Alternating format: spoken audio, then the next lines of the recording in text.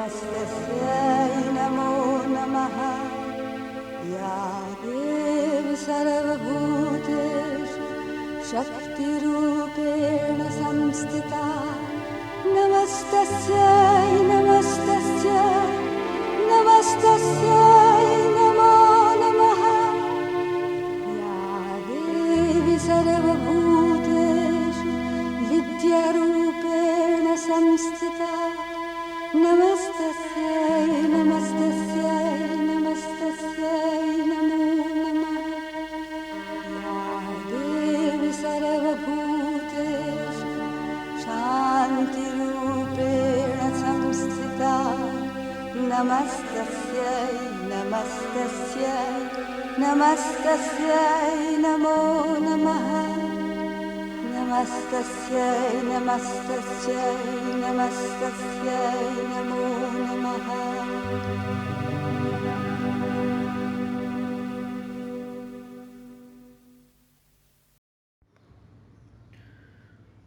Om Savitri.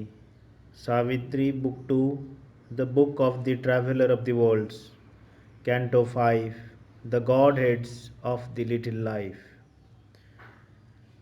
Mind's insufficient self discovery, an early attempt, a first experiment.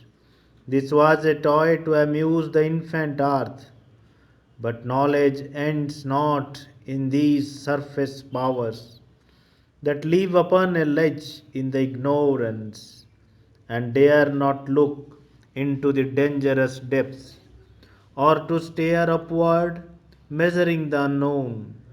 There is a deeper seeing from within, and when we have left these small purlieus of mind, a great vision meets us on the heights.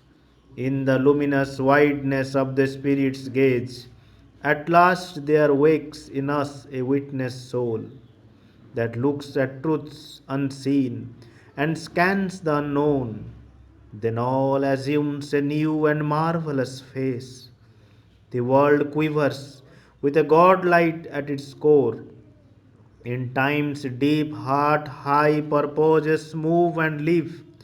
Life's borders crumble and join infinity. This broad, confused yet rigid scheme becomes a magnificent imbroglio of the gods, a game, a work ambiguously divine. Our seekings are short lived experiments made by a wordless and inscrutable power, testing its issues from inconscient night to meet its luminous self of truth and bliss. It peers at the real through the apparent form. It labors in our mortal mind and sense amid the figure of the ignorance. If the symbol pictures drawn by word and thought, it seeks the truth to which all figures point. It looks for the source of light with vision's lamp. It works to find the doer of all works, the unfelt self within, who is the guide, the unknown self above, who is the goal. ओम सावित्री, ओम सावित्री। करुणामयी माँ परम प्रभु श्री अरविंद श्रीमा charitable trust अनुकूल्य अनुष्ठित यही मासिकिया आध्यात्मिक कार्यक्रम को समस्त को स्वागत करुछि।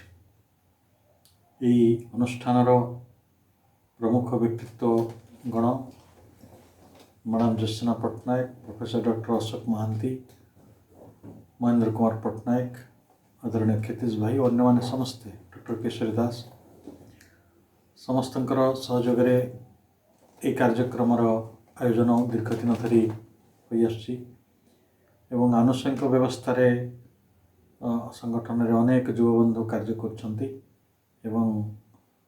कार्यक्रम परोक्ष भाव में अंशग्रहण करी समस्त को उत्साहित करथिबा भाई भौणी मानक पई मोर कृतज्ञता प्रकाश करुछि एवं मांक निकट में समस्त कृपाभिक्षा करुछि।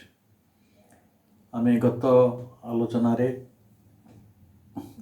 जनवरी मासरे शेष रविवार जो आलोचना होता से अवतारत्वर संभावना और उद्देश्य रो प्रथम 4टी पैराग्राफ संपर्क रे आलोचना करथिले एवं आजिर जो आलोचना सेटा पंचम पैराग्राफ ठारू हेबो से जहाँ कह जाइथिला मु आपनकु मने पकई दुछि से जे मनीष माने देवता मानकर पूजा करने को भल पाती कारण मनीष मानकर निजर व्यक्तिगत सिद्धि और सफलता आवश्यक थाए तेणु से माने विभिन्न देवता को विभिन्न बाटरे तुष्ट करने को चाहती प्रकृत रे भगवान कहते श्रीकृष्ण जे तमें जो देवता को पूजा कले मध्य जो देवता को नमस्कार कले मध्य से सब मते प्राप्त हुए तार अर्थ अन्य सबु देवता माने परम प्रभु परात्पर परमेश्वरंकर व्यक्ति रूप बा गोटे व्यक्तित्व विभिन्न व्यक्तित्व एवं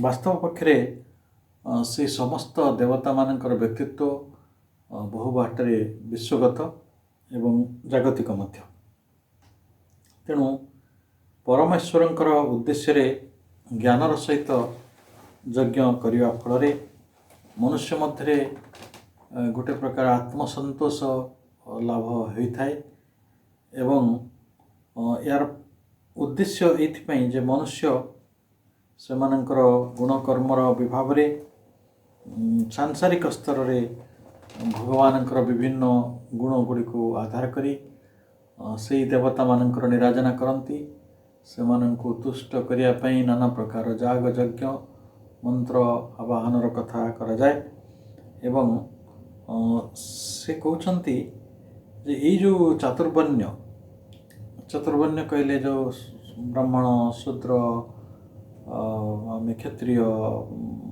जो शूद्र जो वैश्य ये गुण गुड़िक ये जो चातुर्वर्ण्य सी होचंती स्रष्टा एवं से मध्य कहते न मां कर्माणि लिंपन्ति न मे कर्मफले स्पृहा मु कर्मरे लिप्त हुए नहीं कि कर्मफल रे मोर स्पृहा मध्य नहीं इथपाई नहीं आमे आश्चर्य हो जाउथुवा जे कर्मटा भगवान निरंतर करुछंती सकल कर्मर प्रकृत रे विधाता पुरुष सी अटंती किंतु कौन सी कर्मरे सी लिप्त होना तार मूल कारण गुड़िक यहीपरे जे परमेश्वर निजे नैर्व्यक्तिक रूपर व्यक्ति रूपरे थिले हुए तो कर्मफल तांकर स्पृहा था बा सी जो कार्यटी करुँच सेटा भल हो मंद हो भूल हो ठीक हो पाप हो पुण्य हो जमी मनीष विचार करे से भली विचार करते किंतु जेहेतु तांकर नैर्व्यक्तिक सत्ता विद्यमान रही से पुरुषोत्तम रूप से रोचंती जो तारा प्रकृतिजात गुणर अतीत तेणु सी निश्चित भाव में यही कर्मफलटा को प्राप्त होना पुणी से कहते इति मां जो भी जानाति कर्म भी न सबध्यते जी मते मोर ये नैर्व्यक्तिक रूप को जाने जो रूपरे मोर कर्म फल प्रति आदौ स्पृहा नहीं ताले सी मते जाने एवं से नीचे खाली जाने नहीं से मध्य कर्म द्वारा आबद्ध हुए नहीं तेणु यही कथा जानी महापुरुष माने कौन करती ना जो जगतर कल्याण हैला भली लोक संग्रहमूलक कार्य करती एवं एटा ही जगत रक्षार प्रमुख कारण ताले आमे एठी दिव्य कर्मर गोटे स्वरूप संपर्क रे पूर्व अध्याय दिव्य कर्मर नीति ये संपर्क रे आलोचना करथिले किंतु हमकु जेते बेले एठी कहा जाउछि जे अवतारत्वटा काहीकि संभव होछि भगवानकर कर्म दिव्य कर्म तो निश्चय किंतु ता बाहरे सी दिव्य कर्मर गोटे सूचना देवाक जाई जो श्लोकटी साधारणतः भगवत गीतार समस्ते जानती बा भल पाती सेटा हला जे मु कौन करिछि ना परित्राणाय साधनम विनाशाय च दुष्कृतम धर्म संस्थापनार्थाय संभवामि जुगे जुगे बोली कहते आ लोक मैंने ताकू गभीर भाव विश्वास करते किंतु श्री अरविंद गोटे नूतन परिभाषा ये श्लोक को दौरान से कहते जे धर्म संस्थापना करवा केवल अवतार ग्रहणर एकमात्र उद्देश्य नुहे तेणु धर्म संस्थापना पाई भगवान कृष्णଙ୍କର ଏହି ଜଗତକୁ ଆବିର୍ଭାବ ହୋଇନଥିଲା ବରଂ ଆଉ ଏକ ବଡ଼ କାରଣ ରହିଛି ଯେ ସିଏ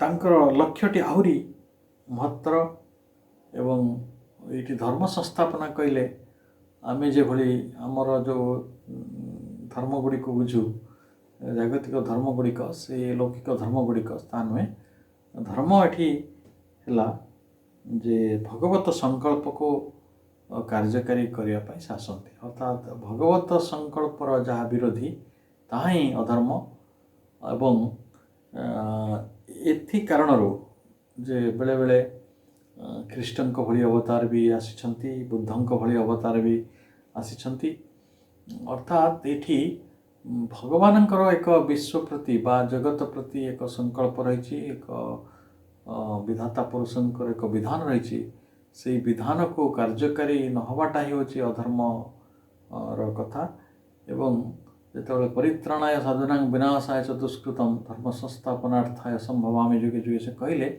आम धर्म कहले आम जहाँ धर्म कहले बुझू ईसाई ख्रीष्टियान सिख जैन से धर्म नुहे ये धर्म है भगवानंकर संकल्प को कार्यकारी करवा बा भगवानंकर संकल्प होची वास्तविक धर्म आमे जानूछु जे भगवान जेतेबेले अवतार ग्रहण करती मानव आकृति प्रकृति भितर तांकर महिमाटी आत्मप्रकाश लाभ करे जदि सेटा होता नहीं ताले आमे भगवानत्वटा कौन अवतारत्वटा कौन सेटा बुझी भी पारते नहीं तो बुद्ध को न देखिले मूर्तिमंत बुद्ध को स्वाभाविक भाव अहिंसा प्रेम सरलतार जो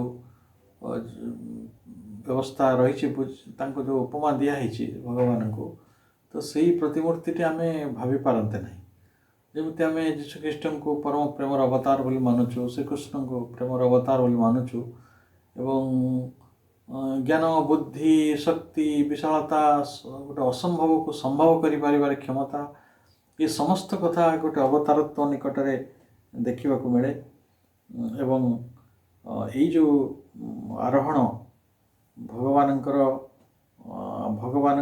मानवर जन्म भगवत प्रकृति और चेतना भितर को मानवर उत्थान जोटा को से मद भाव गता आगता बोली कहते दुईटी जिनिस होची गोटे मानव मध्य को भगवान प्रवेश होची आ मानवर भगवान को मध्य को प्रवेश होची देखंतु जेतेबेले एई विषयर गोटे धारणा बा गोटे कैप्शन शीर्षक तैयारी हला जे अवतारत्वर संभावना और उद्देश्य तो सेतेबेले आपण को यही कथा मध्य कह जाउछि जेतेबेले अवतार आसुछंती दुईटी विराट कार्य साधित होछि एक संगे गोटी हला भगवानंकर अवतरण एवं अन्यटी आरोहण अवतरण कौ स्तर रे होछि ना भगवत संकल्प मानव जगत रे कि कार्यकारी हबो तांको धर्म तांको व्यवस्था कि भाव कार्यकारी हबो ये संपर्क रे कार्य हबा द्वितीयटी हला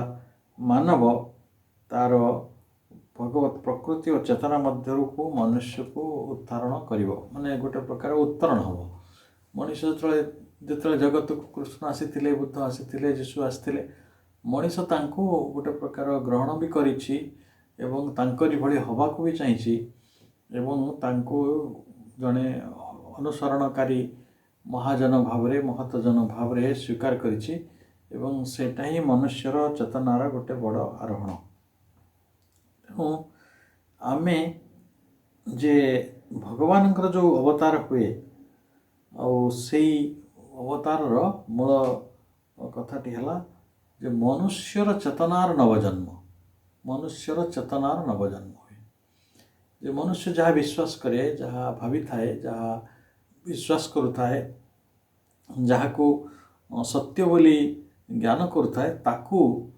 ପ୍ରକୃତରେ ଏକ ପ୍ରକାର ନୂତନତ୍ୱ ଦିଆଯାଏ ଏବଂ ନୂଆ ଭାବରେ ତାର ଜୀବନକୁ ପରିଭାଷିତ କରାଯାଏ, ନୂଆ ଭାବରେ ତାର ଜୀବନଟିକୁ ଚେତନାୟିତ କରାଯାଏ, ଛନ୍ଦାୟିତ କରାଯାଏ, ସ୍ପନ୍ଦିତ କରାଯାଏ।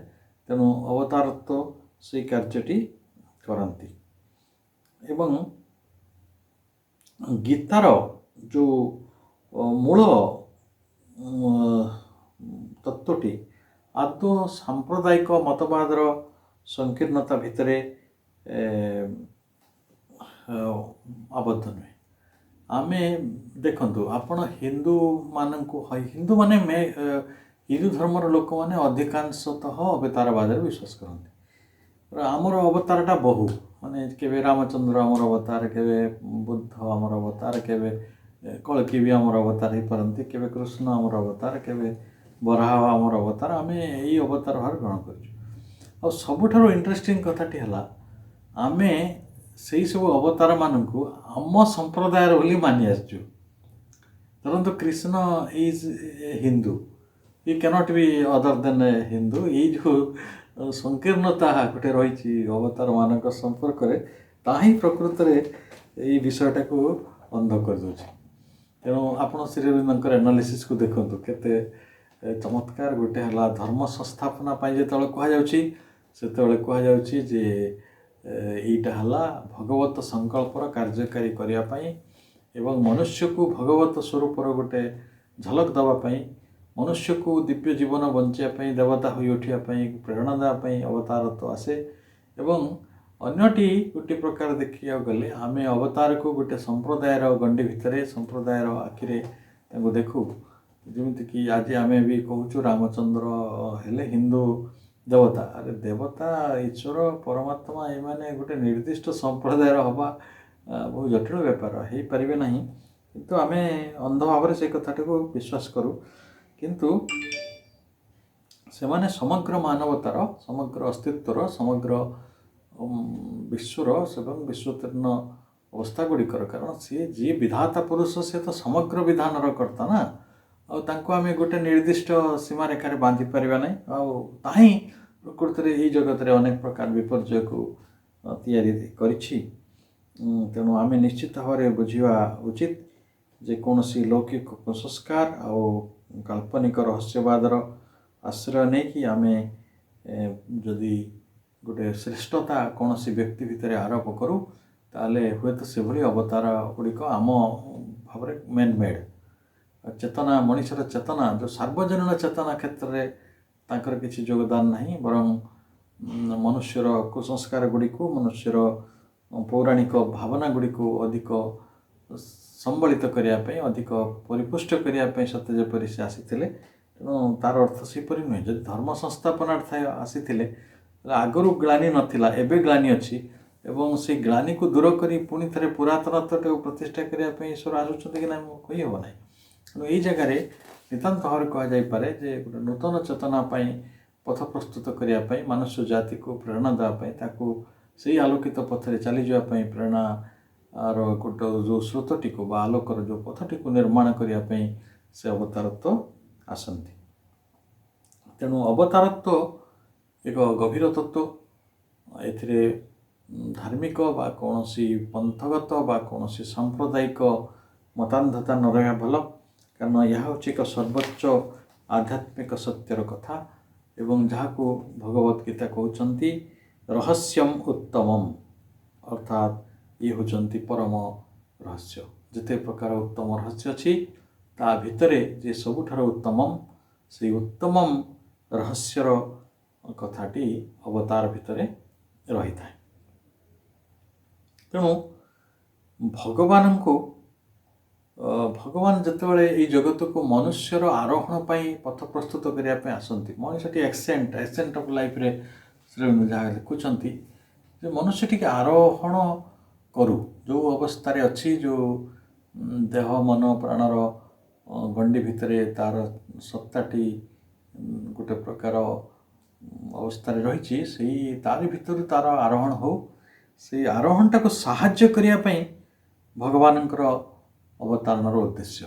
ଯେତେବେଳେ ଆପଣଙ୍କୁ ପ୍ରଥମରୁ କୁହାଯାଇଥିଲା ଅବତାରତ୍ୱର ଉଦ୍ଦେଶ୍ୟ କ'ଣ, ତାହେଲେ ଆମେ এই କଥାଟିକୁ ଗ୍ରହଣ କରୁ ଯେ ମାନବତା ମଧ୍ୟରେ ଭଗବାନଙ୍କର ସଂକଳ୍ପକୁ କାର୍ଯ୍ୟକାରୀ କରିବା ପାଇଁ, ଏବଂ ଏଇଟା ହିଁ ପ୍ରକୃତରେ ଧର୍ମ ସଂସ୍ଥାପନା ଆମ ପାଇଁ। ଆଉ ଯେ ଆମେ ବେଳେବେଳେ ମନେ କରୁ ଯେ ନୈତିକ ମନୁଷ୍ୟମାନେ, ଧାର୍ମିକ ମନୁଷ୍ୟମାନେ, ସେମାନେ ମନେ କରନ୍ତି ନ୍ୟାୟ ଓ ସଦାଚାର ଆଦିକୁ ସୁରକ୍ଷିତ କରିବା ପାଇଁ ପରମପ୍ରଭୁ ଆସୁଛନ୍ତି। ଧରନ୍ତୁ ଜଣେ ଅତ୍ୟାଚାରୀ ଆସିଲେ, ସେ ଜଗତର ନୀତି ନିୟମ ଆଉ ନ୍ୟାୟ ତାକୁ ସବୁ ମାନିଲେ ନାହିଁ, ଆଉ ଫଳତଃ ଭଗବାନଙ୍କୁ ଦଣ୍ଡ ଦେବା ପାଇଁ ଅବତାର ଗ୍ରହଣ କରିବାକୁ ପଡ଼ିଲା। ଆଉ ଭଗବାନଙ୍କର ସର୍ବଶକ୍ତିମତ୍ତା ସେ ତାଙ୍କର ପ୍ରଦର୍ଶନ କଲେ, ଆଉ ଏଇ ବାଟରେ କରାଗଲା। କିନ୍ତୁ ସତରେ ଯିଏ ପରାତ୍ପର ଈଶ୍ୱର, ଯିଏ ସର୍ବଶକ୍ତିର ଗନ୍ତାଘର, ଯିଏ ସର୍ବଶକ୍ତିର ଅନୁମନ୍ତା, ସିଏ କ'ଣ ତାକୁ ଅଦରୱାଇଜ୍ କରିପାରନ୍ତେନି? ଧରନ୍ତୁ ମଣିଷ ଗୋଟେ ଲେଜର ଯୁଦ୍ଧ କରିଦେଉଛି, ଏଇଠୁ ଥାଇକି ଲେଜର ରଶ୍ମି ଛାଡ଼ିଲେ ଗ୍ରହ ନକ୍ଷତ୍ର ବି ନଷ୍ଟ ହେଇଯିବାର ସମ୍ଭାବନା ରହିଛି। ତାହେଲେ ଭଗବାନ କ'ଣ ଯେଉଁ ରାବଣ କି କଂସକୁ ମାରିବା ପାଇଁ ସେଠୁ ଗୋଟେ କିଛି ଅଲଗା ଉପାୟ କରିପାରିନଥାନ୍ତି? ତାଙ୍କ ପାଖରେ ପୁରା ପୃଥିବୀକୁ ଆସିକି ତାଙ୍କୁ ଦଳି ଚକଟି ହଣାହଣି କରିକି ମାରିବା ପାଇଁ ଜରୁରୀ ଅଛି। ଭଗବାନଙ୍କର ମୃତ୍ୟୁଦାନ କରିବାର କେତେ କେତେ ରାସ୍ତା ବି ଖୋଲା ଅଛି। ତେଣୁ ଆମେ ସେପରି ମନେ କରିବାଟା ଏକଦମ ଗୋଟେ ଏକପାକ୍ଷିକ ଗୋଟିଏ ପ୍ରକାର ସଂକୀର୍ଣ୍ଣତାର କଥା। ତେଣୁ ଆମେ ଭଲ ଭାବରେ ସ୍ପଷ୍ଟ ହେଇଯାଉ ଯେ କଂସକୁ ମାରିବା ଅବତାରର ଲକ୍ଷଣ ନ ହୋଇପାରେ, କି ରାବଣକୁ ମାରିବା ଅବତାରର ଏକମାତ୍ର କାର୍ଯ୍ୟ ନ ହୋଇପାରେ। କିନ୍ତୁ ରାମଚନ୍ଦ୍ର ଆସି ହ୍ୟୁମାନ୍ ଭ୍ୟାଲ୍ୟୁଜକୁ କେତେ ମଡ଼ିଫାଏ କଲେ, କୃଷ୍ଣ ହ୍ୟୁମାନ୍ ଭ୍ୟାଲ୍ୟୁଜଟାକୁ କେତେ ୟୁଟିଲାଇଜ୍ କଲେ, କେତେ ତାକୁ ଉର୍ଦ୍ଧ୍ୱକୁ ନେଲେ, ତାହା ଗୁରୁତ୍ୱପୂର୍ଣ୍ଣ। ତେଣୁ କିନ୍ତୁ ମଣିଷମାନେ କ'ଣ ବୁଝିଥାନ୍ତି ନା, ସିଏ ଭଗବାନ ଅବତାର ଗ୍ରହଣ କରନ୍ତି ଆଉ ସେ ଦୁଷ୍ଟମାନଙ୍କୁ ହତ୍ୟା କରି ଏଠି ଧର୍ମ ନ୍ୟାୟ ନୀତି ଗୁଡ଼ିକ ପ୍ରତିଷ୍ଠା କରିବା। ଧର୍ମ ନ୍ୟାୟ ନୀତି ସେଇଟା ତ ଗୋଟେ ମଣିଷ ଆଖିର ପରିମାପକ। ପରବର୍ତ୍ତୀ ସମୟରେ ସେଗୁଡ଼ିକ ରହେ ନାହିଁ। ବହୁ ଉଦାହରଣ ମୁଁ ଆପଣଙ୍କୁ ଦେଇଛି ଯେ ଅନେକ ସମୟରେ ଲୋକମାନେ ଆଜି ବି ରାବଣକୁ ଜଣେ ବେଟର୍ ପର୍ସନାଲିଟି ଭାବରେ ଗ୍ରହଣ କରୁଛନ୍ତି, ଦୁର୍ଯ୍ୟୋଧନକୁ ବି ଲୋକେ ଜଷ୍ଟିଫାଏ କରିପାରୁଛନ୍ତି। ଯଦି ଏଇ ଜଗତରେ ନିୟମଟି ହେଲା, ଗୋଟେ ସମୟରେ ଗାନ୍ଧୀଙ୍କୁ ବି ଅବତାର ଭାବରେ ଗ୍ରହଣ କରିଥିଲେ କିଛି କବି, ଯେ ମହାତ୍ମା ମୋହନ ଦାସ ଦ୍ୱାରକା ପୁରୀରେ ବାସ, ଏମିତି କୁହାଯାଇଥିଲା। କିନ୍ତୁ କିଛି ଲୋକ ଥିଲେ ତାଙ୍କୁ ହତ୍ୟା ବି କରିଦେଲେ, ଆଉ ସେମାନେ ତାଙ୍କ ହତ୍ୟାକୁ ଜଷ୍ଟିଫାଏ କରୁଛନ୍ତି। ଅର୍ଥାତ୍ ଏଇ ଜଗତରେ ଆପଣ ରାମ ରୂପରେ ଜନ୍ମ ହେଲେ ବି ଗାଳି ଶୁଣିବେ, ରାବଣ ରୂପରେ ଜନ୍ମ ହେଲେ ବି ଗାଳି ଶୁଣିବେ, ନାଥୁରାମ ହେଲେ ବି ଗାଳି ଶୁଣିବେ, ଗାନ୍ଧୀ ହେଲେ ବି ଗାଳି ଶୁଣିବେ। ଅର୍ଥାତ୍ କ'ଣ ସତ୍ୟ ସେଇଟା ମଣିଷ ଜାଣେ ନାହିଁ। ମଣିଷ ତା ଚଷମାରେ, ତା'ର ଯେଉଁ ଅନୁକୂଳତାର ଚଷମାରେ ସିଏ ସବୁ ଜିନିଷ ଗୁଡ଼ାକୁ ପରୀକ୍ଷା କରେ। ତାକୁ ଯେଉଁଟା ସୁହାଏ ସେ ସେଇଟାକୁ ଠିକ୍ କହେ, ଆଉ ଯେଉଁଟା ତାକୁ ସୁହାଏ ନାହିଁ ସେଇଟାକୁ ସେ ଭୁଲ କହେ। କିନ୍ତୁ ଭଗବାନ କ'ଣ ଚଷମା ସେଇ ମଣିଷର ଆଖିର ଚଷମା ଭଳି? ସିଏ କିନ୍ତୁ ସମଗ୍ରଟାକୁ ଦେଖିପାରନ୍ତି, ସେ ଖଣ୍ଡ ଦେଖିପାରନ୍ତି ନାହିଁ ବା ଦେଖନ୍ତି ନାହିଁ। ସେ ସବୁବେଳେ ଅଖଣ୍ଡତାଟାକୁ ଦେଖନ୍ତି, ଅସୀମତ୍ୱକୁ ଦେଖନ୍ତି, କାଳର ସମ୍ପୂର୍ଣ୍ଣ ପ୍ରବାହକୁ ସେ ଦେଖନ୍ତି। ଆଉ ଆମେ କାଳର ଗୋଟେ କ୍ଷୁଦ୍ର ପ୍ରବାହକୁ ଦେଖିପାରୁଛୁ। ତେଣୁ ଏଇ ଯେଉଁ ଆମେ ଯଦି ଦେଖିବା ଯେ ମହାପୁରୁଷ ମାନଙ୍କ ଭିତରେ ସେ ଆସୁଛନ୍ତି, ମହାପୁରୁଷମାନେ ଅନେକ ସମୟରେ ଜଗତରେ ବହୁ ପ୍ରକାର ଆନ୍ଦୋଳନକୁ ଛିଡ଼ା କରନ୍ତି। ସେଇ ଆନ୍ଦୋଳନ ଭିତରେ ଦେଇକରି ଋଷି ରାଜା ଧର୍ମଗୁରୁମାନଙ୍କର ଜୀବନ ଓ କର୍ମ ଭିତରେ ଦେଇ ଏଇଟାକୁ ସମ୍ପନ୍ନ କରିବାର ଯେଉଁ ଚେଷ୍ଟା ସବୁ ହୁଏ ଅବତାର ଆସିଲା ପରେ, ସେଗୁଡ଼ିକ ସବୁ ଅଲ୍ ଦି ଆସ୍ପେକ୍ଟସ୍, ମାନେ ବହୁତ ବିଭାଗ। ଯେମିତି ଗୋଟେ ଭୋଜିରେ ଅନେକ ପ୍ରକାର ଆୟୋଜନ ଥାଏ, ବହୁତ ପ୍ରକାର ଆଇଟମ୍ସ ଥାଏ, ତ ସେଇଭଳି ଅବତାରତ୍ୱ ସାଙ୍ଗରେ ମୁଖ୍ୟ ପ୍ରମୁଖ କାରଣ ସାଙ୍ଗରେ ଆଉ କିଛି ଆନୁଷଙ୍ଗିକ କାରଣ ଗୁଡ଼ିକ ଯୋଡ଼ି ହେଇ ରହିଥାଏ। ଏବଂ ମୋତେ ଲାଗୁଛି ଯେ ଶ୍ରୀଅରବିନ୍ଦ ଏହା ହିଁ କହିବାକୁ ଚାହୁଁଛନ୍ତି ଯେ ଭଗବାନଙ୍କ ପାଖରେ ତାଙ୍କ ସର୍ବଶକ୍ତିମତ୍ତା ବା ଯେଉଁ ସତ୍ତା ରହିଛି, ସିଏ ସର୍ବଶକ୍ତିମୟ ହେଇଥିବା କାରଣରୁ ତାଙ୍କର ଜଣକୁ ଗୋଟେ କିଛି ଅସୁରମାନଙ୍କୁ ହତ୍ୟା କରିବା ପାଇଁ ଆସିବାର କିଛି ପ୍ରୟୋଜନ ନାହିଁ। ସେଇଟା ହି କ୍ୟାନ୍ ଡୁ ଇଟ୍ ଅଦରୱାଇଜ୍, ଅନ୍ୟ ବାଟରେ ବି ସେ କରିଦେଇପାରିବେ। ତାହେଲେ ସେ କ'ଣ ପାଇଁ ଆସିଥାନ୍ତି ନା, ମାନବ ପ୍ରକୃତି ମଧ୍ୟରେ ଭଗବତ ପ୍ରକୃତିର ପ୍ରକଟନ ପାଇଁ ସେ ଆସିଛନ୍ତି। ତେଣୁ ଦେଖନ୍ତୁ, ଗୋଟେ ମଣିଷକୁ ଯଦି ବାଇ ଆଣ୍ଡ ଲାର୍ଜ ଆପଣ ପରୀକ୍ଷା କରି ଦେଖିବେ, ताले कौन ता भितर प्रबल पशुत्व रही हिंसार प्रवृत्ति रही जड़े जन को अटकाए अवरुद्ध करे हत्या करे लुंठन करे शोषण करे मारिदिए चक्रांत करे सबकिछि करें हिंसा हूँ तार हिंसा कपटाचार स्वार्थ छलना ये सब ता भितर भेरी मच दया किंतु ता भितर भी देवशक्ति रही देवता रही तेणु ये जो देवत्वर परिप्रकाश पाई अवतार तो ग्रहण कराई आमको बुझा पड़ो तेणु आम जदि कहू जे गोटे कृष्णत्व कि गोटे बुद्धत्व कि गोटे ख्रीष्टत्व को प्रकाशित करने से आसीचंती ताले आम पाखरे यही धारणाटी अत्यंत संकीर्ण हम प्रकृत में से आसीचंती गोटे नीति चिंता भाव सत्ता को परिमार्जित करी ताको दिव्य अभिमुखी करवा एवं सेमानकर उद्देश्य होची मनुष्य पाई एपरी एक पथ निर्माण करवा जो पथरे मनुष्य चली जाई परिबो तेणु प्रत्येक मनुष्य अवतार निज पाई एपरी एक दृष्टांत तैयारी करती जो दृष्टांत को अनुसरण करी मनुष्य सहजरे जीवन यापन करि परिबो एवं ताही होची मार्ग एवं ताही होची द्वार जे गेट आम जदि से तोरण देकी जाऊ ताहले तांकरी भली जीवनटे यापन करिया पड़े देखो भाई भाई मैंने मुझे अनेक समय आपन कही जो आम पूर्ण जगर अनेक तत्व को बुझीपारनु से मो समस्त कही आम माँ को देखा श्रीरंग देखा से कि जीवन यापन कर जीवन ही प्रकृत में गोटे महार्घ पथर सबुठ बड़ उपक्रमणिका से महार्घ पथर सबुठ बड़ प्रारूप जो पथरे से माने चली जाइछंती से पथरे आम निर्द्वंद्व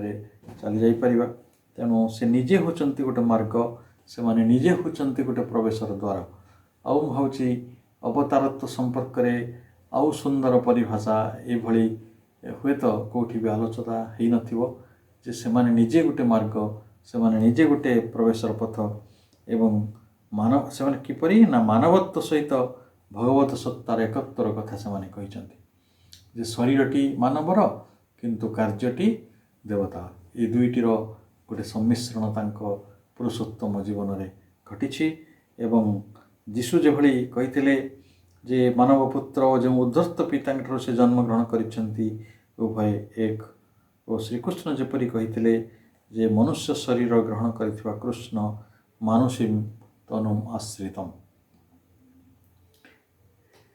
तो जितेबले ख्रीष्टंकर तत्व ये जगत को आसीथिला सी मनुष्य को मनुष्यर पुत्र एवं से निजको ईश्वर पुत्र भाव ग्रहण करिसेंती एवं सन ऑफ द गॉड तेणु निजको ईश्वर पुत्र रूपे ग्रहण करने अर्थ निजको अवतारत्वर गोटे उपक्रमणिकार निजको नेकी रखिछंती एवं this idea is definitely one exaltation and this idea is definitely one idea speaking about the quality of men beyond men बा ताको कहा जाई परिबो शॉर्ट रे above manship idea जे से मनुष्य नहंती अंततः एक उच्चतर मनुष्य आउ एवं ये जो सर्वभूतर जो मुख्य परम ईश्वर कृष्ण सी होचंती परम पुरुषोत्तमंकर दुईटी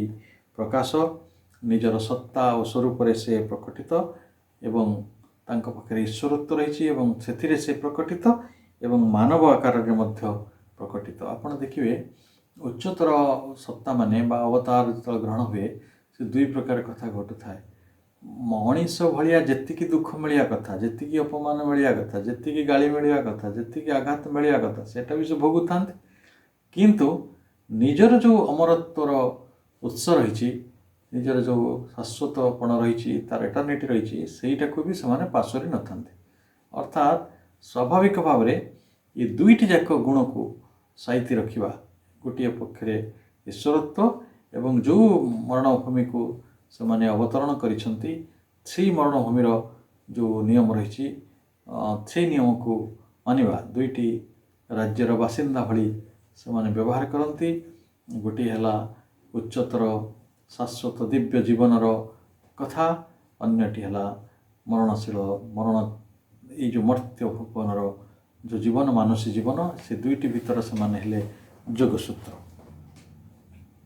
तेणु ये जितेबाला आपण को अवतारत्वर प्रकृत उद्देश्य कहगला तो सेतेबेले आमे आहुरी स्पष्ट होचु जे गीतार जो समग्र शिक्षा रही से शिक्षा आमको स्मरण कर दौछि जे सर्वभूतरे एक आत्मा रही सर्वभूतरे से कथाटी को मनीष बुझीपारे ना सर्वभूतरे आत्मा रही या हूँ सुप्रीम डिस्कवरी कथा अति साधना फल जो माने साधना को गोटे सिद्धिर तथाकथित सिद्धित पथरे नहीं जाती तो से माने अंततः जानीपारती जे आत्मार एक अवस्थिति आम समस्त भितर रही जी आमको सत्ता प्रदान करिसेंती एवं जी आमको समग्र भाव में परिचालित करुछंती जीवन होइकी आम आत्मा होइकी जी आम भितर अछंती से विषय आम जानीपारछु। तेणु आम समस्त भितर आत्मा रही कथाटी आम जानीपारनु एवं जितेबाला प्रकृति में आत्मार ये परिचय हम आम देखा जे सर्वभूत भितर ईश्वरंकर विद्यमानता रही ये जो आध्यात्मिक सत्य सेटा प्रकृति में गोटे थियोरिटिकली आम पूर्वपुरुष मानकर कथा गुड़ी को लक्ष्य करके सीना मानि नहीं किंतु बहुत समय तार से आत्मा सहित आमर परिचय हो पारना एवं से कथाटी को भगवत गीतार नवम अध्यायर 11तम श्लोक चमत्कार भाव में कहुच्छी अवजानती मां मूढ़ा मानुषी तनु आश्रित परं भाव जानंतो मम भूतम महेश्वर। मूढ़ व्यक्ति माने मनुष्य देहधारी मते अवज्ञा करती कारण से माने सर्वभूतर महान ईश्वर रूपी मोर परम भाव को जानी पारती नहीं। हम आम तो पढ़ीचे ना गोटे छोट गोटे कविता पढ़ी जानी नाहंती जेणु नर प्रभाव तेणु तांकर अनास्था भाव। आम भितर थिबा आत्मा बा भगवानंकर जी प्रतिभू जी प्रतिनिधि तांकर स्वरूप ताको न जानी पारिले आम जो बाटरे तांको अवहेला करूँ तो जो बाटरे आम तांको अस्वीकार करूँ से कथाटी को कहुई आमर अस्वीकार पछरे आम अवहेला पछरे आमर से महत्वटी को बुझी न पारिया पछरे गोटे अज्ञानता ही रही जेहेतु आम से अज्ञानता भितर मानुषी तनु आश्रित होकर रहीचु एवं से आम जानीपारनु।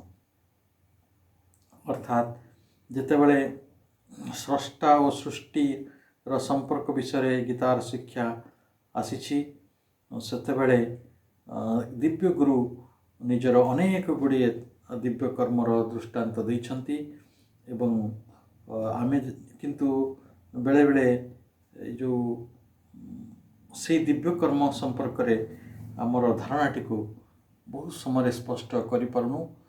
हुए तो आमको लगुच अवतारंकर कार्यटी अनेक समय मानव जनचित धरतु कृष्ण टिकिए something better than human being आम यही भावी नहीं धरतु से जड़े बड़ योद्धा से जड़े बड़ कूटनीति विशारद से जड़े बड़ निर्णयकारी जड़े बड़ राजा ये गोटे किसी गोटे क्वालिटेटिव एडजेक्टिव आम लगे देकी अवतारता को बुझा चेष्टा करूँ किंतु प्रकृत में जदि गीतार आलोक आपण निजको आलोकित करेंगे ताहले तांको दिव्य जन्म और दिव्य कर्म संपर्क में आमर ज्ञान आहरी अधिक आलोकित हो एवं सही कथाटी को जितेबाला बुझीपर से आम जापर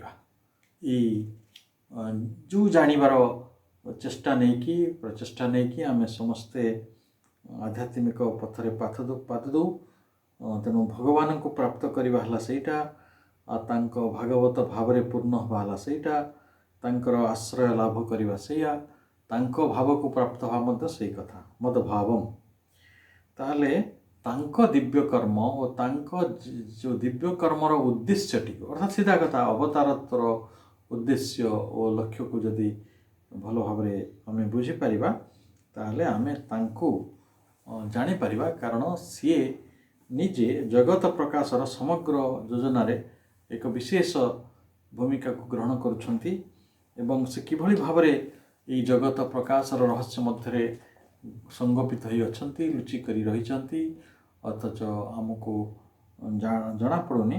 ସେତେବେଳେ ଆମେ ଜାଣିବା ଯେ ଏକ ବିରାଟ ରହସ୍ୟ ସେହି ତାଙ୍କ ଦିବ୍ୟ କର୍ମ ଭିତରେ, ତାଙ୍କର ଏହି ଦିବ୍ୟ କର୍ମଧାରା ଭିତରେ ଲୁଚି ରହିଛି ଏବଂ ତାଙ୍କର ଦିବ୍ୟ ରହସ୍ୟକୁ ଆମେ ବୁଝିପାରିବା ଅର୍ଥ ତାଙ୍କୁ ପ୍ରାପ୍ତ ହେବା ବା ତାଙ୍କୁ ଜାଣିବା।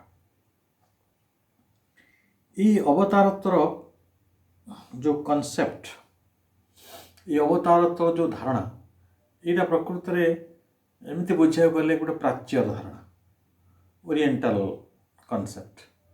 କାରଣ ପ୍ରାଚ୍ୟର ଚିନ୍ତକମାନେ, ଋଷିମାନେ ଏହିସବୁ କଥା ଗୁଡ଼ିକ ପରିକଳ୍ପନା କରିଥିଲେ ଏବଂ ଯେଉଁ ପାଶ୍ଚାତ୍ୟର ଯେଉଁ ଆଧୁନିକ ମନ, ସେ ଅଧିକ ମାତ୍ରାରେ ମାନବର ଶକ୍ତି, ମାନବର ଚରିତ୍ର, ମାନବର ପ୍ରତିଭା ଏବଂ ତା ଉପରେ ଅଧିକ ଗୁରୁତ୍ୱ ଦେଇଥିବା କାରଣରୁ ଭଗବାନଙ୍କର ଏଇ ଗୋଟେ ବିରାଟ ସ୍ୱରୂପ ବା ଯେଉଁ ସ୍ୱରୂପରେ ଭଗବାନ ରୂପରେ, ମନୁଷ୍ୟ ରୂପରେ ଭଗବାନ ଅବତାର ଗ୍ରହଣ କରନ୍ତି, ସେ ସମ୍ପର୍କରେ ପାଶ୍ଚାତ୍ୟର ଯେଉଁ ତତ୍ତ୍ୱ ବା ମତ, ସେମାନେ ଟିକେ ଅଧିକ ନୀରବ ରହିଥାନ୍ତି ସେ ସମ୍ପର୍କରେ।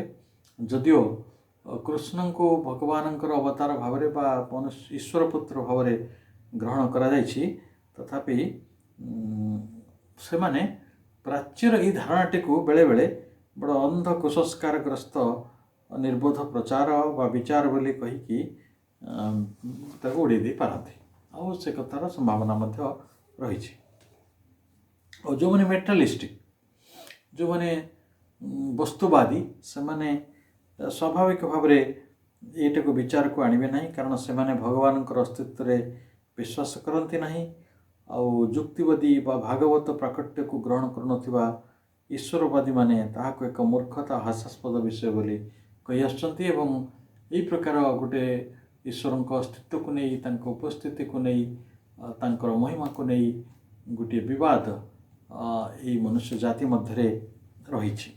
ତେଣୁ ଯେଉଁମାନେ ଦ୍ୱୈତବାଦୀ, ସେମାନେ ମାନବ ପ୍ରକୃତି, ଭଗବତ ପ୍ରକୃତିରେ ଥିବା ଗୋଟିଏ ଅଲଙ୍ଘ୍ୟ ବ୍ୟବଧାନକୁ ଦେଖିପାରନ୍ତି ଏବଂ ଏଇଟାକୁ ଶ୍ରୀଅରବିନ୍ଦ କହୁଛନ୍ତି, ଏଇ ଦ୍ୱୈତତାଟାକୁ ଦର୍ଶନ କରୁଥିବା ଦାର୍ଶନିକମାନେ ଯେ ଭଗବାନ ଆଉ ପ୍ରକୃତି ଅଲଗା, ସେହି ସବୁ ଯୁକ୍ତି ଗୁଡ଼ିକ ଭିତରେ ଆମେ ଦେଖୁଛୁ ଯେ ଏଇ ଅଲଙ୍ଘ୍ୟ ବ୍ୟବଧାନକୁ ଯେଉଁମାନେ ଦେଖୁଛନ୍ତି, ଦ୍ୱୈତତାଟାକୁ ଗଭୀର ଭାବରେ ବିଶ୍ୱାସ କରୁଛନ୍ତି, ଆଉ ଯେଉଁମାନେ ପ୍ରକୃତି ଭିତରେ ତାଙ୍କର ଭଗବାନଙ୍କର ଦିବ୍ୟ ଉପସ୍ଥିତିକୁ ବହୁତ ଭାବରେ ଜାଣିପାରୁନାହାନ୍ତି, ବୁଝିପାରୁନାହାନ୍ତି ବା ସ୍ୱୀକାର କରୁନାହାନ୍ତି, ଏଇଟା ଭଗବାନଙ୍କୁ ଗାଳି ଦେଲା ଭଳି କଥା ବା ତାଙ୍କୁ ନିନ୍ଦା କରିବା ଭଳି କଥା ବୋଲି ସେ କହୁଛନ୍ତି। କାରଣ ତାଙ୍କ ଯୁକ୍ତିରେ ଏଇ ଜଡ଼ ଜଗତରେ ମଧ୍ୟ ଭଗବାନଙ୍କର ବିଦ୍ୟମାନତା ରହିଛି ଏବଂ ବହୁ ପ୍ରମାଣ ଆମେ ଆଜି ବିଜ୍ଞାନ ଆମକୁ ଦେଇ ସାରିଲାଣି।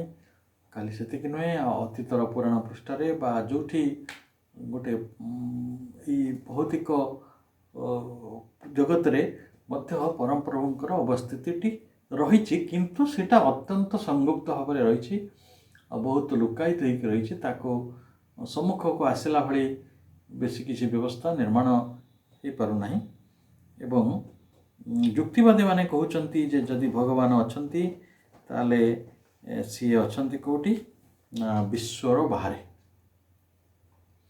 ବହୁତ ଲୋକଙ୍କର ଧାରଣା, ଆମେ ବି ଛୋଟବେଳେ ପଢ଼ିଥିଲେ, ଜଣେ କବି କବିତା ଲେଖିଥିଲେ କ'ଣ,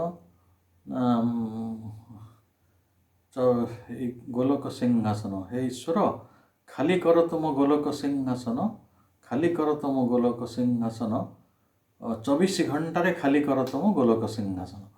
ତ ଅର୍ଥାତ୍ ସିଏ ଗୋଟେ ଭଗବାନ କେଉଁଠି ଗୋଟେ ଦୂରରେ, ଗୋଲକ ସିଂହାସନ କ'ଣ ସେଠି ଗୋଟେ ବସିଛନ୍ତି। ଆମେ ପିଲାବେଳେ ଏଇ କବିତା ସବୁ ପଢ଼ିଲା ବେଳେ ଆମ ଭିତରେ ଗୋଟେ ଧାରଣା ହେଇଯାଇଥିଲା ଯେ ପୃଥିବୀ ବାହାରେ ବହୁ ଦୂରରେ, ହୁଏତ ବିଶ୍ୱ ବାହାରେ ଗୋଟେ ଜାଗା ଅଛି ଯେଉଁଠି ଈଶ୍ୱର ରୁହନ୍ତି, ଗୋଟେ ସିଂହାସନରେ ସେ ବସିଛନ୍ତି, because Hi the king of the world, ଏଇ ଜଗତର ସେ ରାଜା, ଆଉ ସେ ସେମିତି ରହିଛନ୍ତି। ତେଣୁ ସେମାନେ ସେଇଭଳି ଭାବିଥାନ୍ତି। ଆଉ ଭଗବାନ ଏପରି ଜଣେ ରାଜା, ଆମେ ବି ତାକୁ କେବଳ ଭାବିଛୁ କ୍ଷୀର ସାଗରରେ ସେ ଶୟନ କରିଥାନ୍ତି ଆଉ ବିଶ୍ୱର କୌଣସି ବ୍ୟାପାରରେ ତାଙ୍କର କିଛି ମୁଣ୍ଡ ବଥାଏ ନାହିଁ। ଯେତେବେଳେ ପୃଥିବୀ ବହୁତ ଅସୁବିଧାରେ ପଡ଼େ ବ୍ରହ୍ମା ହଉ ଶିବ ହଉ କିଏ ଜଣେ ଯାଆନ୍ତି, ନାରଦ ହଉ, ସେ ଯାଇକି ଭଗବାନଙ୍କୁ କୁହନ୍ତି ପ୍ରଭୁ ଏମିତି ସବୁ ଅସୁବିଧା ହେଇଗଲାଣି, ଜଗତରେ ବହୁତ ଅସୁବିଧା ହେଉଛି, ସେତେବେଳେ ସିଏ ଅବତାର ଆସି ଗ୍ରହଣ କରିନିଅନ୍ତି। ଏପରି ସବୁ କାଳ୍ପନିକ ଧାରଣା ଗୁଡ଼ିକ ମଣିଷ ପାଖରେ ବଳବତ୍ତର ରହିଛି। ତେଣୁ ସିଏ କ'ଣ କରନ୍ତି ନା ଏଥିରେ ହସ୍ତକ୍ଷେପ କରନ୍ତିନି। ନିଜେ ଯେଉଁ ନିୟମଟା ଗଢ଼ିଥାନ୍ତି, ଯେଉଁ ଅନୁଶାସନ ବ୍ୟବସ୍ଥାଟା ତିଆରି କରିଥାନ୍ତି ବିଶ୍ୱ ପାଇଁ, ବିଶ୍ୱ ସେଥିରେ ପରିଚାଳିତ ହୁଏ ଏବଂ ସେ ପରିଚାଳିତକୁ ଛାଡ଼ି ଦେଇଥାନ୍ତି। ତେଣୁ ଭଗବାନ ହେଉଛନ୍ତି ବିଶ୍ୱଠାରୁ ଦୂରରେ ରହୁଥିବା ଜଣେ ବୈଧାନିକ ସମ୍ରାଟ ଏବଂ ଉଦାସୀ ଆଧ୍ୟାତ୍ମିକ ରାଜା ଓ ଅତି ବେଶୀରେ ପ୍ରକୃତିର କ୍ରିୟା ପଛରେ ରହିଥିବା ଉଦାସୀର ନିଷ୍କ୍ରିୟ ଆତ୍ମା ମାତ୍ର। ଅର୍ଥାତ୍ ସିଏ କୌଣସିରେ କିଛିରେ ଅଂଶ ଗ୍ରହଣ କରନ୍ତି ନାହିଁ ଆଉ ସିଏ ବହୁ ଦୂରରେ ଥାନ୍ତି। ଆଉ ମୂଳ କଥା, ଯେଭଳି ସାଂଖ୍ୟ ଦର୍ଶନ ବର୍ଣ୍ଣନା କରିଛି ଆତ୍ମାର, ଯେ ସେ କେବଳ ସାକ୍ଷୀ ପୁରୁଷ, ସେ କେବଳ ଅନୁମନ୍ତା ଆଉ ସିଏ କେବଳ ଦ୍ରଷ୍ଟା, ତା ବାହାରେ ତାଙ୍କର ଜୀବନରେ କିଛି ଭୂମିକା ନାହିଁ, ସେ କେବଳ ସାକ୍ଷୀ ରହିବା ପାଇଁ ଏଠିକି ଆସିଛନ୍ତି। ଆମେ ସେଇଭଳି ମଧ୍ୟ ଈଶ୍ୱରଙ୍କୁ ମନେ କରିଥାଉ। ଏବଂ ଅନ୍ୟମାନେ ବି କହୁଛନ୍ତି ଯେ ସେ ହେଉଛନ୍ତି ଶୁଦ୍ଧ ଆତ୍ମା, ତାଙ୍କ ପକ୍ଷରେ ଶରୀର ଧାରଣ କରିବା ସମ୍ଭବ ନୁହେଁ, ସେ କେବଳ ଚୈତନ୍ୟ, ସେ ଯେହେତୁ ପିଓର କନସିୟସନେସ୍, ସେ କେବେ ଏଇ କ୍ଷୁଦ୍ର ଚେତନ ସମ୍ପନ୍ନ ମଣିଷ ହେଇକି ଆସିବେ ନାହିଁ। ଆଉ ଜଣେ କହୁଛନ୍ତି ଯେ ସିଏ ଅସୀମ ଅନନ୍ତ, ସେ ମନୁଷ୍ୟ ପରି ସୀମିତ ହୋଇପାରିବେ ନାହିଁ। ତାହେଲେ ଯଦି ସେ ଅନନ୍ତ ଅସୀମ ମନୁଷ୍ୟ ପରି ସୀମିତ ହେବେ ନାହିଁ, ତାହେଲେ ପୁଣି ଅବତାର କୁଆଡ଼େ ଆସୁଛି? ଅବତାର ତ ମନୁଷ୍ୟ ରୂପରେ ଆସୁଛି ନା। ତେଣୁ ସେ ହେଲେ ଚିର ଅଜନ୍ମା, ଅନାଦି, ତାଙ୍କର ଅଜ, ସେ ତାଙ୍କ ଜନ୍ମ ହୁଅନ୍ତି ନାହିଁ। ତେଣୁ ସୃଷ୍ଟ ଜୀବଙ୍କ ପରି ପୃଥିବୀରେ ସେ ଜନ୍ମଗ୍ରହଣ କରିପାରିବେ ନାହିଁ, ଏଇଟା ତାଙ୍କର ଯୁକ୍ତି। ଏବଂ ଯେହେତୁ ସେ ଅଖଣ୍ଡ ସର୍ବଶକ୍ତି ମତ୍ତା, ସିଏ ଗୋଟେ ଖଣ୍ଡ ଶକ୍ତିରେ ପରିଣତ ବି ହେଇପାରିବେ ନାହିଁ। ତେଣୁ ଏହିସବୁ ଆପତ୍ତି ସହିତ ନୈଷ୍ଠିକ ଦ୍ୱୈତବାଦୀ ମାନେ କ'ଣ କରନ୍ତି ନା ଭଗବାନଙ୍କର ଯେଉଁ ସ୍ୱରୂପ, କର୍ମ ଓ ସ୍ୱଭାବରେ ମନୁଷ୍ୟଠାରୁ ଭିନ୍ନତା, ଗୋଟେ ପୃଥକତାକୁ ନିର୍ମାଣ କରନ୍ତି। ସେ କହୁଛନ୍ତି ପରମେଶ୍ୱର ହେଲେ ପୂର୍ଣ୍ଣ, ତେଣୁ ମନୁଷ୍ୟ ହେଲା ଅପୂର୍ଣ୍ଣ। ତେଣୁ ପୂର୍ଣ୍ଣ ଭଗବାନ ମନୁଷ୍ୟର ଅପୂର୍ଣ୍ଣତାଟାକୁ ଗ୍ରହଣ କରିବା ସମ୍ଭବ ନୁହେଁ। ଅଜାତ ଭାଗବତ ପୁରୁଷ କେବେ ସମ୍ଭୂତି ଭିତରକୁ, ମାନବୀୟ ଜନ୍ମ ଭିତରକୁ ଆସିବେ ନାହିଁ ବା ବ୍ୟକ୍ତି ଭାବରେ ଜନ୍ମଗ୍ରହଣ କରିବେ ନାହିଁ। ଯିଏ ପ୍ରକୃତିର ନିୟନ୍ତା, ସେ ପ୍ରକୃତିର ଅଧୀନସ୍ଥ ହେବାକୁ ଆସିବେ ନାହିଁ। ଏହିସବୁ ଆପତ୍ତି ଗୁଡ଼ିକ ପ୍ରଥମରେ ଆମକୁ ବୁଦ୍ଧିରେ ଭାରି ଅକାଟ୍ୟ ଭଳି ଜଣାଯାଉଥିଲେ ମଧ୍ୟ ଆମେ ଏକଥା ଜାଣୁ, ଯଦିଓ ଯେ ଭଗବାନ ହେଲେ ଜନ୍ମରହିତ ଏବଂ ସେ ଅବିନଶ୍ୱର ସର୍ବଭୂତର ଈଶ୍ୱର, ତଥାପି ସେ ନିଜ ପ୍ରକୃତିର ଅଠିଷ୍ଠ ହୋଇ ନିଜର ମାୟା ଦ୍ୱାରା ଜନ୍ମ ଗ୍ରହଣ କରିଥାନ୍ତି। ତାହା ହେଉଛି ଭଗବତ ଗୀତାର ସିଦ୍ଧାନ୍ତ, ଯେ ସେ ନିଜ ମାୟାରେ ନିଜେ ଆବଦ୍ଧ ହେବା ପାଇଁ ଅବତାରତ୍ୱ ଗ୍ରହଣ କରିଛନ୍ତି। ତେଣୁ ଆମେ ଆମର ଏଇ ଯେଉଁ ଅବତାର ସମ୍ପର୍କରେ ଆମର ଯେଉଁ ଆଲୋଚନାଟିକୁ ଧାରାବାହିକ ଭାବରେ ଜାରି ରଖିଛୁ। ଏଇଟା ପ୍ରଥମ ପରେ ଦ୍ୱିତୀୟ ଏପିସୋଡ଼ ହେଲା। ତ ଧୀରେ ଧୀରେ ଆମେ ଏଇ ବିଷୟର ଉପସଂହାର ଆଡ଼କୁ ଗତି କରୁଛନ୍ତି। ତେଣୁ ଯେଉଁ ଭାଇ ଭଉଣୀମାନେ ଏଥିରେ ଅଂଶଗ୍ରହଣ କଲେ ସମସ୍ତଙ୍କୁ ମୁଁ ଅନ୍ତରରୁ ଧନ୍ୟବାଦ ଜଣାଉଛି ଏବଂ ଆଜିର ଏହି ଆଲୋଚନାକୁ ଏଇଠି ରଖୁଛି। ବନ୍ଦେ ମାତରମ୍।